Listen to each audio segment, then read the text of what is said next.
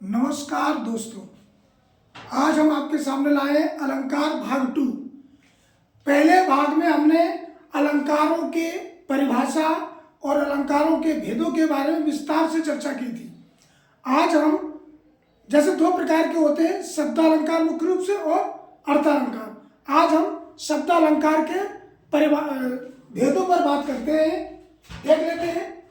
शब्दालंकार काव्य में शब्दों के द्वारा काव्य की सुंदरता बढ़ाई जाती है, उसे हम शब्दालंकार कहते हैं। इसका पहला भाग है अनुप्रास अलंकार, दूसरा यमक अलंकार, तीसरा श्लेष अलंकार। अब हम एक एक अलंकार से बात करते हैं। अनुप्रास काव्य में जब एक ही वर्ण की आवृत्ति बार बार हो उसे अनुप्रास अलंकार कहते हैं। वर्ण मीन्स होता है अक्षर, एक ही अक्षर की आवृत्ति बार बार हो, पास पास हो। उदाहरण से देखते हैं। तरन तनुजा तट तमाल तरबर बहु छाई। यहां देखते हैं त त त और त और त। 1 2 3 4 5 बार एक ही वर्ण त वर्ण की आवृत्ति हो रही है, इसलिए इसमें अनुप्रास अलंकार आएगा। एक और मैं दूसरा बोलते हैं। रघुपति राघव राजा राम पतित पावन सीताराम। इसमें भी देखिए र वर्ण की आवृत्ति हो रही है, रघुपति राघव राजा राम, तो यहां भी अनुप्रास अलंकार ही होगा। अब हम देखते हैं यमक अलंकार, जहां एक शब्द एक से अधिक बार प्रयुक्त हो और अर्थ अलग अलग हो, वहां यमक अलंकार होता है। यहां तो अक्षरों की बात हो रही थी और यहां शब्द की। 2 या 2 से अधिक वर्ण आपस में मिलते हैं तो शब्द बनता है। अब देखिए काव्य की सुंदरता शब्दों के द्वारा यहां दर्शाई जाए।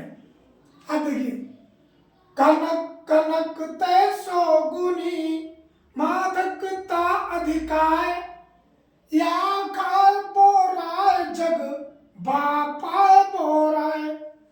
अब हम देख लेते हैं कि यहाँ एक ही शब्द 2 बार आया, कनक और कनक। कनक माने सोना और कनक माने धतूरा। अगर ये अधिक मात्रा में पाए तो बोरा जाता है। जब कैसे?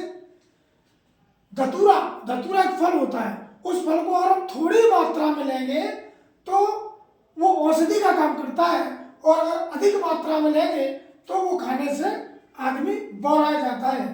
इसी प्रकार से कनक माने सोना। जिसने कभी सोना के दर्शन न किए हो और उसको बहुत अधिक मात्रा में सोना प्राप्त हो जाए तो वह व्यक्ति भी पागल हो जाएगा, बौरा जाएगा। तो देखिए एक ही शब्द 2 बार आया है, दोनों के अर्थ भिन्न भिन्न हैं। आइए श्लेष अलंकार में बात करते हैं। श्लेष का शाब्दिक अर्थ है चिपका हुआ।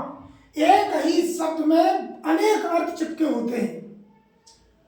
एक ही शब्द के कई अर्थ निकलते हो, वहां श्लेष अलंकार होता है। उदाहरण देखते हैं। रही मन पानी राखिए बिन पानी सब सून, पानी गए न उबरे मोती मानस चून। अब यहां देखिए रहीमदास जी कहते हैं कि हे प्रभु, इस पृथ्वी पर पानी को बनाए रखिए। अगर पानी नहीं होगा तो ये पूरी पृथ्वी सूनी हो जाएगी। देखिए पानी शब्द का यहाँ एक तो मोती के लिए क्या है, अगर समुद्र में पानी नहीं होगा तो मोती भी नहीं चमकेगा। दूसरा मानव के लिए क्या है, मानव की आंखों में अगर लज्जा नहीं होगा, लज्जा का भाव नहीं होगा तो वो भी मानव की समाज में कोई इज्जत नहीं होगी। तीसरा दिया है चून माने आटा के लिए। आटे में अगर आप पानी नहीं मिलाएंगे तो आप ऐसे मानिए कि रोटी भी नहीं बनेगी। तो दोस्तों आपने देखा एक ही शब्द में यहाँ कई अर्थ निकले। दूसरा देखते हैं।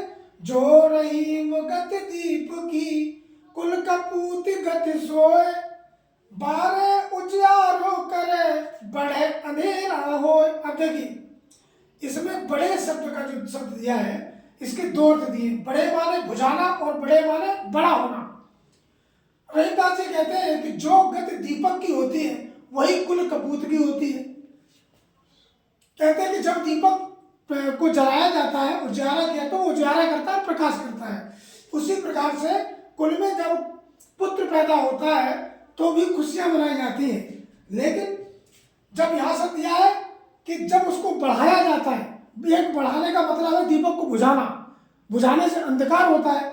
उसी प्रकार से जब कुपुत्र जो है वो कुपुत्र जब बड़ा होगा तो समाज में उल्टे सीधे काम करता है, जिससे समाज में लज्जा भाव देखना पड़ता है, अर्थात वो परिवार कष्टित होता है तो अंधकार के समान ही होता है।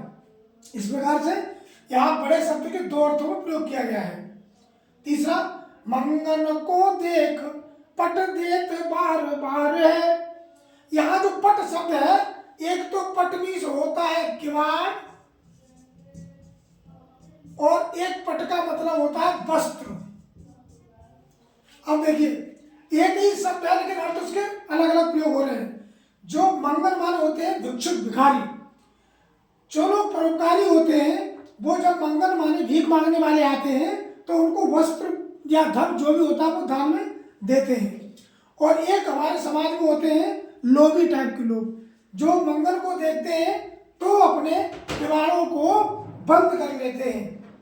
तो आप देख सकते हैं कि मैंने बहुत ही सरल भाषा में इनको समझाने का प्रयास किया है। आशा करता हूँ आप सभी के समझ में बहुत अच्छे से आया होगा। जय हिंद, जय भारत।